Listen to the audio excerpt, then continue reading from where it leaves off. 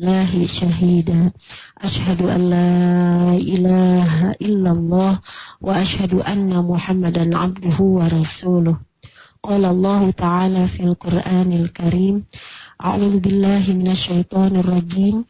Bismillahirrahmanirrahim. Rabbana inni askantu min dzurriyyati biwadin ghairi dzi zar'in 'inda baitikal muharram. Rabbana liyuqimus shalah faj'al af'idatan minan nasi tahwi ilaihim warzuqhum minas samarati la'allahum yashkurun. Shadaqallahul azim. Para pendengar yang menyimak di rumah, boleh dibuka Al-Qur'annya sejenak sebelum masak ke dapur. Tidak semua yang sholat malam diberikan kenikmatan sholat malamnya. Maka yang diberikan kenikmatan bukan karena kehebatan kesalehan kita. Semua karena kasih sayang Allah Subhanahu wa Ta'ala. Terima kasih, kita harus banyak sujud syukur. Ya Allah, Rabbi auzi'ani an ashkura ni'mataka allati an'amta alayya wa ala walidayya wa an amala salihan tardah wa adkhilni bi rahmatika. Ini pas doanya ya. Wa adkhilni bi rahmatika. Ya Allah, masukkan aku dengan rahmat-Mu. Wa adkhilni bi rahmatika fi ibadika shalihin. Dan bisa jadi ini kita bisa tahajud, bagi yang tahajud. Bisa sholat subuh berjamaah. Bisa menyimak ayat-ayat Allah yang begitu indah. Ayat-ayat Allah yang mengingatkan kita untuk terus harus bertanggung jawab kepada diri kita sendiri. Harus tanggung jawab kepada anak keturunan kita. Subhanallah. Wa adkhilni bi rahmatika. Ya Allah, masukkan aku dengan rahmat-Mu. Fi ibadika salihin, ke dalam hamba-hamba Allah yang saleh. Ini doa kita. Ketika sujud boleh doa itu, di luar sujud boleh. Subhanallah, Allah akan berikan jalan-jalan. Setiap hari dibangunkan Allah ke Nabi Muhammad SAW itu kurang lebih 4.000 tahun. Kalau kita sekarang berapa ya? Udah ribu tahun. Wallahu alam ya. Itu menurut ahli sejarah. Jadi sudah sekian ribu tahun gitu sampai gitu kepada kita. Kalau bukan rahmat Allah nggak sampai. Kalaupun ada di Quran tidak semua bisa faham membaca. Enggak. Alhamdulillah ya Allah, ini doa. Ibu boleh kita tiru doa Nabi Ibrahim ini, karena subhanallah Nabi Ibrahim ini adalah seorang ayah yang sangat visioner. Jadi bukan hanya memikirkan dirinya, bukan. Seorang ayah yang memikirkan gimana anak keturunan saya. Dan bukan hanya anak kandung, bukan. Tapi cucu, buyut, sampai terus keturunan. Itu yang terbayang. Jadi kita sebagai orang tua nih yang kepikir bukan hanya anak yang di depan mata, bukan. Tapi nanti generasi setelah itu. Siapa kita nggak ketemu. Tapi doa kita ini sangat penting. Nah, jadi termasuk doa-doa Nabi Ibrahim. Yang ayat 37 ini karena sekarang lagi musim pemberangkatan haji gitu. Terus buah anggur juga ada yang nggak ada bijinya. Manis sekali. Kita di sini ada delima. Delima itu buah surga katanya ya, ada di Quran. Itu kalau di Mekah delima itu yang isinya itu merah tuh benar-benar merah delima. Ya iyalah ya. Merahnya merah subhanallah dan manis itu. Tidak ada kebun di sekitar Mekah, nggak ada. Tapi di sekeliling itu, di pinggir-pinggir itu ada kebun-kebun yang itu dikirim ke Mekah Al-Mukarramah. Buah, aneka ragam buah itu ada, subhanallah. Nah, ibu-ibu yang berangkat haji, berangkat umroh gitu akan melihat, kok bisa ya gitu. Kita Indonesia tinggal menanam ada gitu ya. Tapi di sana bisa. Nah ini syariatnya. Tentu hakikatnya Allah Subhanahu wa Ta'ala yang mendatangkan. Syariatnya adalah sekian ribu tahun yang lalu Nabi Ibrahim berdoa untuk anak cucuku. Di surat Ibrahim ayat 37. Kalau kita tiru boleh. Ibu-ibu titipkan anak disimpan di Irian misalnya. Ini anaknya nikah sama, astagfirullahaladzim, benar ini. Ketika ditanamkan cinta di hati ini, jadi berkurang kehusyuan saya kepada Engkau, ya Allah. Baca Quran pengen segera selesai, baru setengah halaman udah pengen buka BB. Karena pasti ada pesan spesial dari dia gitu. Wah, banyak doa-doa Nabi ya. Ada doa Nabi Nuh, ada doa Nabi Lut, ada doa Nabi Yusuf. Nah, ini doa Nabi Yusuf buat Ikhwan yang diberikan wajah ganteng ya. Yang diberikan wajah yang menarik.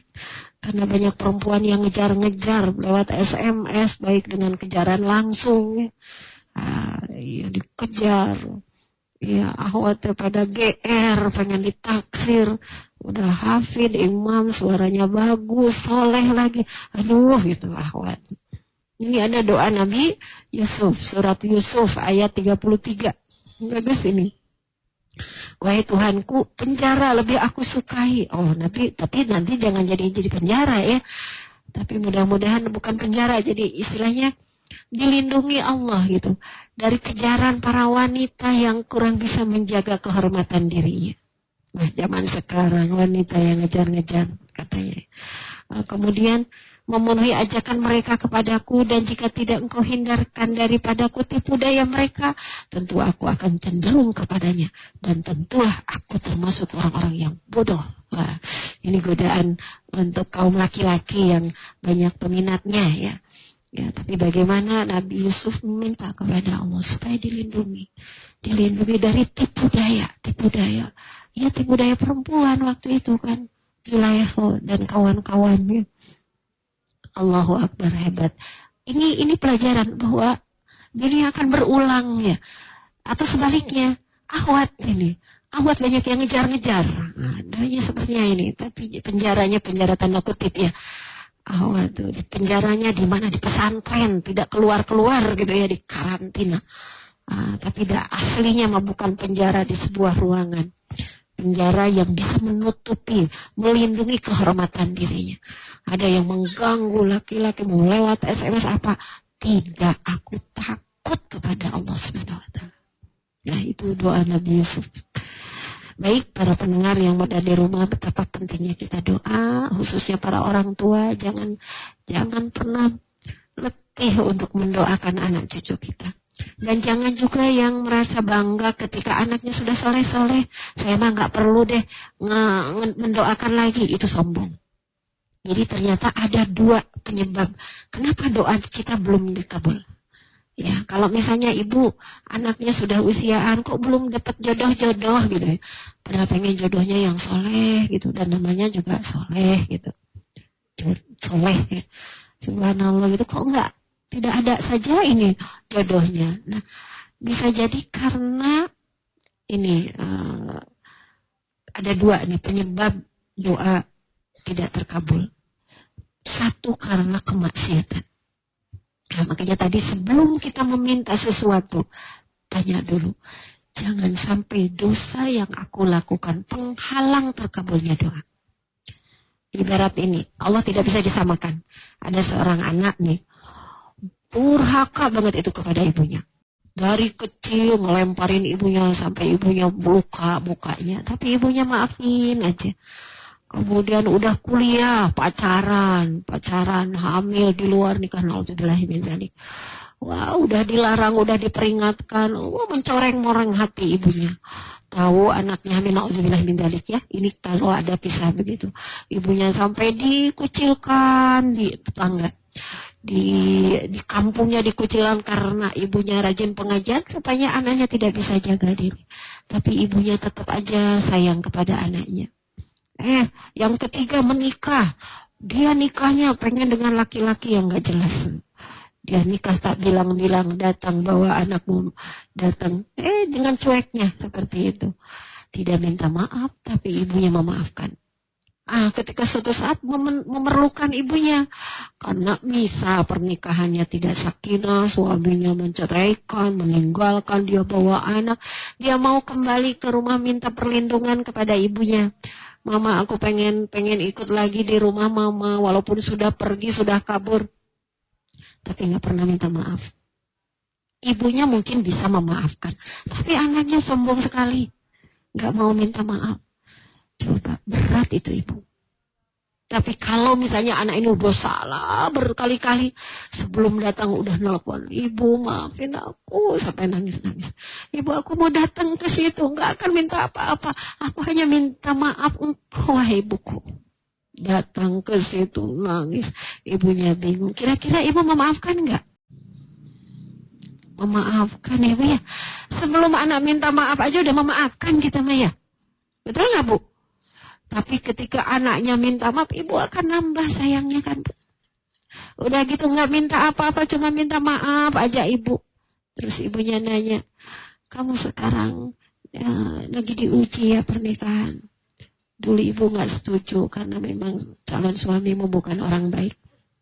Tapi sekarang kamu udah sadar apa? Yuk tinggal di rumah ibu. Ayo belajar kayak dulu. Ibu memaafkan kamu, yang penting kamu jadi anak baik. Coba, sebelum minta udah dikasih. Nih, kamar kamu dulu waktu kecil. Nanti kita makan. Enak, insya Allah dicukupi. Gitu. Nah artinya apa? Doa kita belum dikabul itu bisa jadi karena dosa kita yang belum kita minta ampun kepada Allah Subhanahu wa Ta'ala. Jadi ini untuk ibu-ibu yang anaknya belum dapat kerjaan, yang anaknya belum bisa sholat atau masih bikin durhaka. Kita tanya ke saya, diri saya, jangan-jangan doa saya belum dikabul karena dosa saya ya Allah. Ibu punya anak bikin kesal aja, jangan lihat anaknya. Saya ya Allah yang salah saya. Saya dulu mendidik nggak sungguh-sungguh, saya terlalu sibuk, saya bodoh, gak mau belajar agama. Dulu hanya galak aja sama anak saya, nuntut aja. Ampun ya Allah, kalau anak saya nggak soleh karena kesalahan saya. Ampun ya Allah, ampun ya Allah. Coba nanti ibu belum minta adalah karena kesombongan, sombong. Jadi doanya itu tidak seperti berharap. Kayak anak tadi datang padahal buat salah. Maafin ya, saya udah hamil, saya udah nyakitin ibu, tapi sombong itu. Terus udah gitu langsung minta lagi. Tolong dong, kan ada mobil 5 tuh di situ buat saya deh 1. Bahasanya ya ampun. Coba gimana kata kamu jangan kesini kan gitu. Karena sombong mintanya. Merasa sudah baik padahal ini. Artinya apa? Ketika kita minta kepada Allah, diawali dengan istighfar tadi. Merasa diri kita banyak dosa. Harus tawadu. Harus yang merendah ya. Tolong ya Allah. Gitu. Tolong. Maka orang yang tawadu di hadapan Allah itu pasti dia akan nangis atau memohon-mohon gitu ya. Bukan yang asal-asal gitu ya. Nah itu kesombongan itu urusan hati. Nah maka dari itu salah satu hakikat doa itu menumbuhkan sifat tawadu kepada diri kita.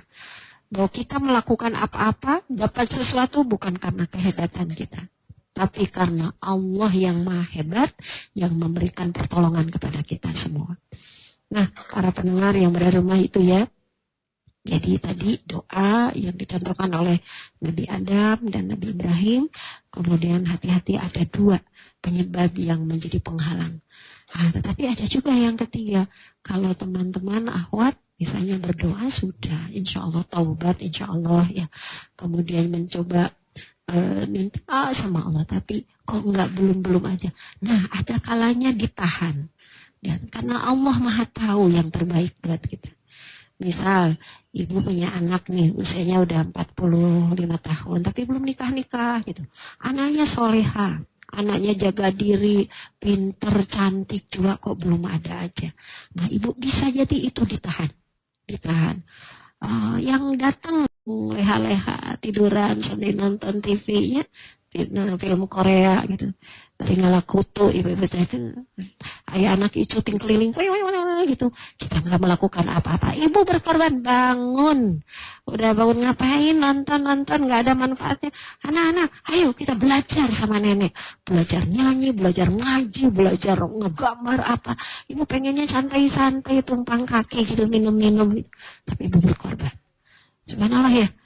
Ibu punya siapa tetangga yang mau di film itunya yang namanya apa sih, yang sapi istimewa teh namanya? Nah, ada spesial teh apa sih Bu? Ya punya yang super. Oh iya ya, yang super, beliau yang super. Hati kecil di sini pengen disebut paling super. Inilah korban dari keluarga ini. Gede. Oh ini ya gede, wah ini. Terus bangga di sini. Nanti yang sampai kepada Allah itu ketakwaannya. Bisa jadi ibu karena nabung setiap tahun, setiap bulan tuh ini celik gitu ya. Seperti kemarin cerita di televisi itu yang tukang sampah gitu, pemungut sampah, tapi disisihkan uangnya terus bisa kurban. Coba kita terkagum-kagum. Oh iya ya, bukan kambing domba yang mahalnya, bukan ya. Yang mahal itu khidmat. Ya tentu anaknya bukan anak 12 yang kecil-kecil ya Bu ya. Misalnya baru 2 bulan dititipkan gitu. Atau itu yang sarakan orang. Anaknya ada yang maaf hiperaktif 3 misalnya titipkan, ya tentu proporsional. Lihat, jadi berangkat haji itu bukan hanya mampu dari sisi harta, bukan, tapi mampu dari sisi tanggung jawab juga. Ya ibu yang baru melahirkan tapi ada yang menyusui saudara, ya titipkan kan boleh ibu susu, tapi harus dicatat, takutnya nanti dia jadi jatuh cinta ya, bisa berjodoh ya. Itu satu susuan harus dicatat, siapa yang disusuin kita, siapa yang menyusui anaknya siapa, itu nggak boleh nanti menikah, haram ya menikah. Nah jadi mampu itu bukan hanya mampu harta, tapi mampu untuk meninggalkan tanggung jawab siapa yang diamanahi. Insya Allah ibu niatlah terus ketemu sama orang yang bisa tanggung jawab. Ya terima kasih. Baik, di lain telepon sudah kembali bergabung. Assalamualaikum warahmatullahi wabarakatuh. Waalaikumsalam warahmatullahi wabarakatuh. Alhamdulillah, ibu siapa, di mana ibu? Dengan Ibu Eni di Lengkong Mojang Soang. Ibu Eni di Lengkong, silakan. Assalamualaikum warahmatullahi wabarakatuh. Waalaikumsalam warahmatullahi wabarakatuh. Iya silakan. Alhamdulillah sudah bisa silaturahmi kemarin. Sangat tertarik dengan tentang ibadah haji, sudah mendengarkan sa'i. Ini cuma minta doanya untuk bisa sujud di tanah suci gitu sama semuanya yang belum benar. Al-Hajj Arafat itu tempat diijabahnya doa. Jadi bagi yang akan berangkat haji, ada titipan doa, catat orangnya siapa gitu. Nanti pas puncak-puncaknya di Padang Arafah, setelah kita mendoakan diri kita sendiri, ya ayyuhalladzina amanuku anfusakum wa ahlikum nar. Ya Allah, selamatkan hambamu, ya Allah, muliakan hambamu, ya Allah, hambamu, bahagiakan duniaku, bahagiakan akhiratku, jauhkan dari siksa api nerakamu. Itu pasti diijabah. Setelah mendoakan diri, doakan anak, doakan suami, 2 orang tua. Doanya bukan hanya doa yang bersifat duniawi, tapi ada doa yang bersifat ukhrawi. Ya Allah, mudahkan jodoh untuk anak saya. Boleh. Tapi harus ada yang lebih kita minta. Rabbana srif 'anna 'adzab jahannam. Sampai kebayang anak-anak tuh dari 1, 2 sampai terakhir. Ya Allah, jauhkan dari api neraka-Mu ya Allah. Jauhkan dari murka-Mu ya Allah. Untuk diri kita, untuk keturunan. Orang tua juga kebayang. Itu pasti ijabah pada Arafah. Terus ada yang nitip juga, semakin banyak yang didoakan oleh kita. Dan orang yang didoakannya tidak tahu perjuangan kita ini, kita mengamalkan, tentu harus pakai ilmu. Allah datangkan radio ini, hakikatnya Allah. Kemudian datangkan para pemateri, bisa menyampaikan ilmu buat kita, itu hakikatnya Allah gitu. Siapa yang mempersatukan Allah gitu. Subhanallah, ini pasti janji Allah terjadi. Nah ini, jadi ibu insya Allah ya, mudah-mudahan ibu semua yang mendengarkan, menyimak ini suatu saat gitu diundang Allah Subhanahu wa taala ke Baitullah, bisa menyempurnakan rukun Islam kita. Kita kembali kepada Allah sudah sempurna. Wah, tapi sekian juta manusia mungkin enggak. Nah, tadi tidak boleh buruk sangka.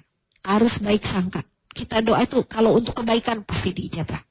Kalau untuk kebenaran pasti diijabah. Itu janji Allah. Nah, jadi nanti ketika di Arafah, mohon maaf selingan dulu, ini ada pengumuman. Ya, ada pengumuman. Daurah Kolbiyah ya tanggal 16 September pelaksanaan. Daurah Kolbiyah itu deki ya, pesantren paling singkat. Ibu punya anak masih muda antara usia 17 sampai 40. Ini yang emak-emak beda program. Kalau emak-emak itu program sakaratul maut ya, Bu. Maaf ya. Padahal sakaratul maut itu bisa kita yang masih muda ya. Jadi daurah kurban, silahkan datang. Ustazah Erika, insya Allah kita doakan Ustazah Erika sehat ya, kemudian lancar semuanya. Baik, masih ada atau sudah belum ya? Baik, masih ada yang bergabung teh. Di line telepon ada sahabat Risma di Pangalengan. Assalamualaikum warahmatullahi wabarakatuh. Baik, terputus di line telepon, boleh dicoba kembali sahabat MK di 022 2017076.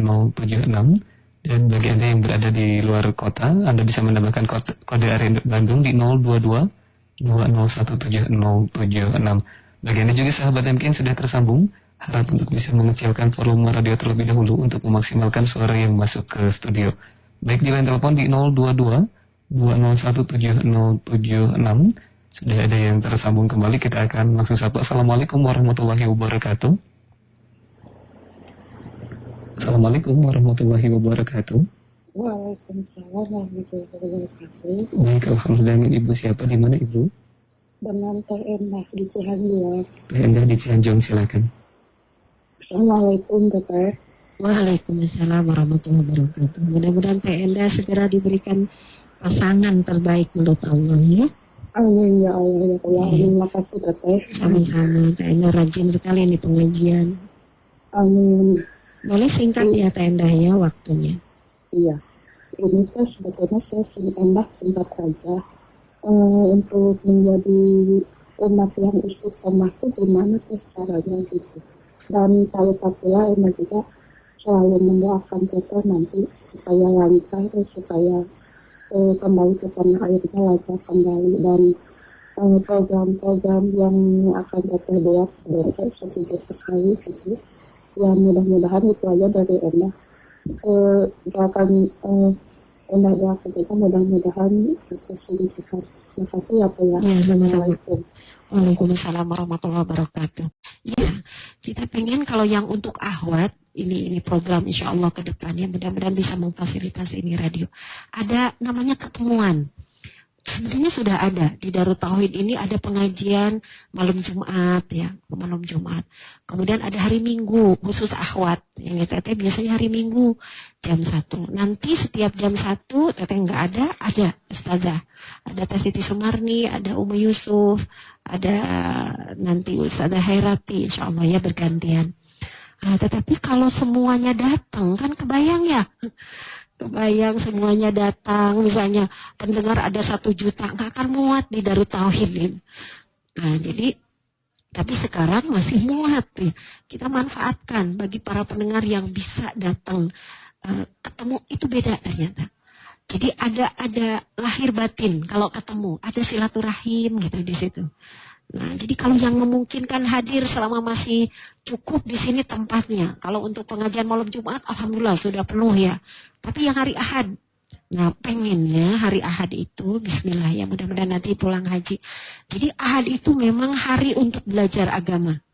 Ya, jadi bisa datang dari pagi, dari jam 8. Pengennya yang belum bisa baca Quran, tahsinnya belajar kelompok tahsin. Yang belum bisa fikih, ada kelompok fikih gitu. Tapi benar-benar gitu, nanti dapat. Terus ada kurikulumnya, tapi kelas-kelas. Nah kalau yang siang mungkin susah kalau ada kurikulum. Karena kalau yang siang tabligh lebih umum, itu lebih ke motivasi. Tapi kalau khusus ingin pendalaman, yang fikih, yang bab sholat aja saya mah belum betul. Belum. Hadisnya juga, dalilnya belum. Nah harus ada kelas khusus. Nah ini harapannya siapa yang ngelola ini? Ya kita semua gitu. Jadi pesantren jarak jauh yang hafalannya masih Al-Ikhlas dari dulu tuh triple key gitu. Pengen hafalannya nama atau seminggu sekali gitu. Malah pengen nanti ada karantina seminggu sekali, Sabtu Minggu. Jadi dari malam Minggu maghrib sampai besoknya Ahad sore. Coba bisa nggak 1 juz? Karantina aja dulu. Mau nggak Bu? Mau Ibu mah udah nggak punya anak kecil. Ini yang ini radio ini Darut Tauhid, itu menjadi media ya, sarana yang Allah sudah siapkan, tinggal bagaimana programnya. Baik, kelihatannya habis ya? Iya, teh waktunya sudah. Iya. Para pendengar yang berada di rumah, subhanallah ya. Aduh, mudah-mudahan kita selalu mendapatkan bimbingan Allah Subhanahu wa taala sampai akhir hayat kita. Kebersamaan kita menjadi jalan kita semakin mengenal Allah Subhanahu wa taala. Kita semakin bersungguh-sungguh untuk mempersiapkan diri supaya hari demi hari benar-benar diisi dengan amal soleh. Ada doa di halaman yang tadi ya, doa yang selalu dipanjatkan, yang menjadi contoh bagi kita semua dari Nabi Ibrahim. Rabbi ja'alni muqimas shalah wa min dzurriyyati. Ibrahim ayat 40 dan 41. Ya Allah, jadikanlah aku, jadikan anak keturunanku orang-orang yang dekat denganku, yang istiqomah menjalankan salat. Rabbana wa taqabbal doa. Rabbana ighfirli wa liwalidayya. Ya Allah, ampunilah kami dan kedua orang tuaku. Walil mu'minina yauma yaqumul hisab. Dan orang-orang beriman, orang-orang yang yakin kepadamu, yauma yaqumul hisab. Subhanallah. Semoga kita mendapatkan ampunan Allah sebelum ajal memanggil kita. Sekiranya kita dipisahkan oleh Allah dengan kematian, semoga Allah kumpulkan kembali kelak di surganya, bisa berjumpa dengan kekasih Allah Rasulullah Sallallahu Alaihi Wasallam.